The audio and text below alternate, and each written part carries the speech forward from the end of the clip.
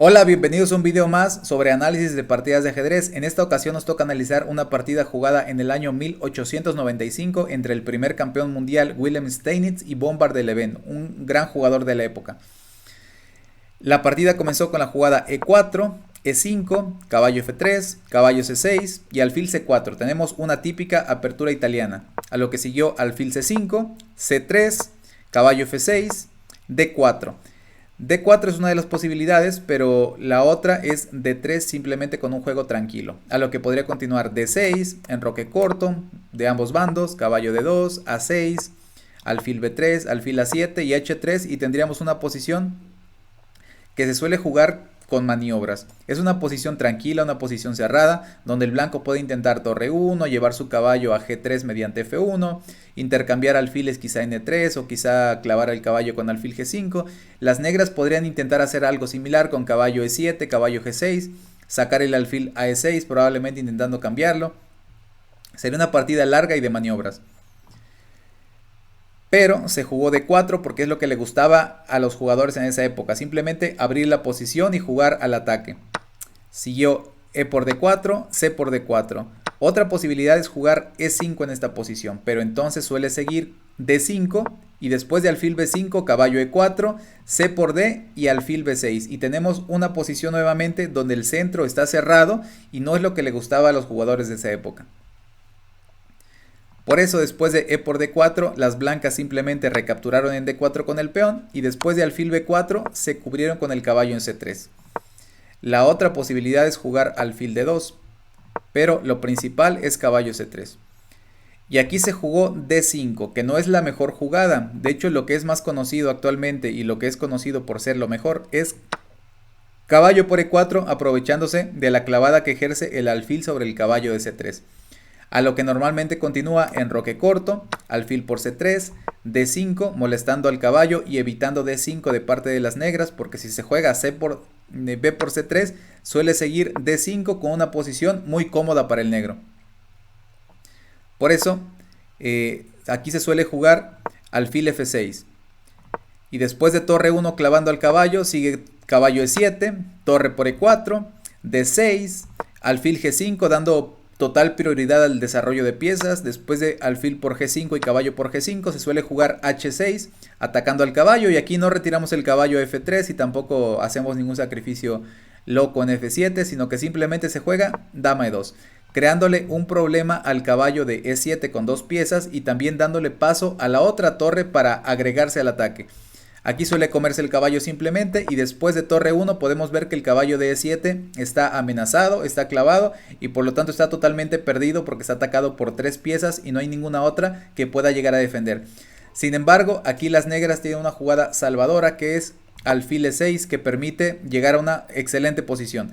Después de D por E6 se suele jugar simplemente F6.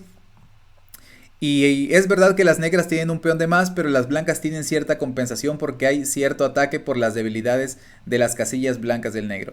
De hecho, las blancas es de lo que se tratan de aprovechar en esta posición. Tratan de jugar la torre a la casilla H3 para intercambiarla por la de H8 y en algún momento penetrar con la dama en la casilla H5. Aunque en la práctica esto se ha demostrado ser bastante complicado y las negras han resultado favorecidas en este tipo de posiciones, han llegado a obtener buenos resultados. Por lo tanto, se considera ligeramente superior para las negras este tipo de posiciones. Pero se jugó D5 en la partida, a lo que siguió peón por peón, caballo por peón y enroque corto. Sacrificando técnicamente un peón porque el caballo S3 está atacado dos veces. Pero siguió alfil E6 y ahora alfil G5, creándole directamente un problema a la dama de D8. Y siguió alfil E7. Aquí las blancas emprenden una secuencia forzada para quedar en un final que es bastante incómodo para el negro de hecho. Siguió alfil por caballo, alfil por alfil, caballo por D5 y después de dama por siguió alfil por E7, caballo por E7 y ahora parece una posición totalmente igualada, de hecho con un peón aislado del blanco, pareciera que están un poquito peor, pero aquí Steinitz aprovecha de la iniciativa y empieza a crearle problemas al negro. Juega torre E1. Lo que hace esta jugada es, para empezar, clava al caballo, pero también es una jugada profiláctica porque evita que el rey se enroque. Por lo tanto, tiene que hacer otra jugada y jugó F6, tratando de darle un huequito al rey en la casilla F7 para permitir que las torres se agreguen al ataque o al dominio de las columnas abiertas. Continuó dama E2, que amenaza claramente mate en E7 y no permite rey F7 por la captura del caballo. Por lo tanto se jugó dama D7, defendiendo al caballito, por lo tanto ya no hay mates. Y ahora simplemente el blanco trajo la otra torre a jugar. No amenaza nada directamente, pero ya pone la torre en la columna abierta y en algún momento se puede activar bastante. Y aquí el negro hizo una jugada un poquito extraña que fue C6.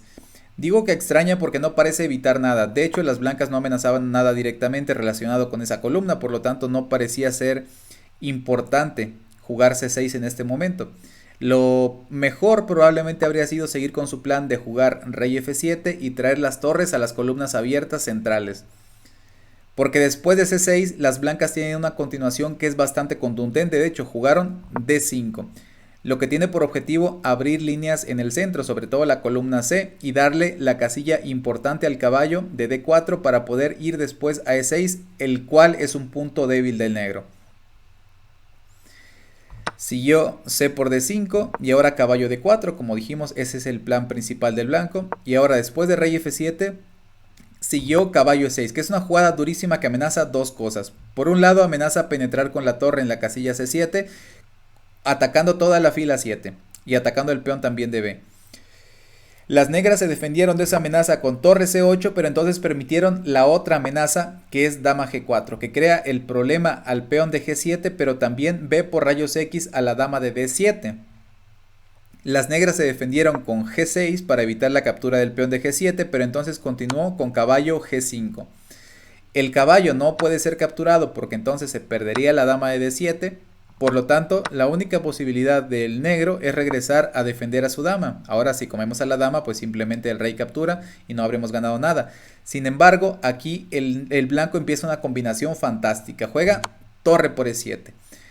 Aquí no se puede comer a la torre con la dama porque entonces seguiría torre por, que es jaque. No da tiempo de dar el mate en la octava fila nunca porque es con jaque. Aunque sea torre por, dama por, sigue siendo con jaque y de hecho aquí es todavía peor porque tendríamos que cambiar a las damas y quedaría con un caballo de más y con una posición fácilmente ganadora.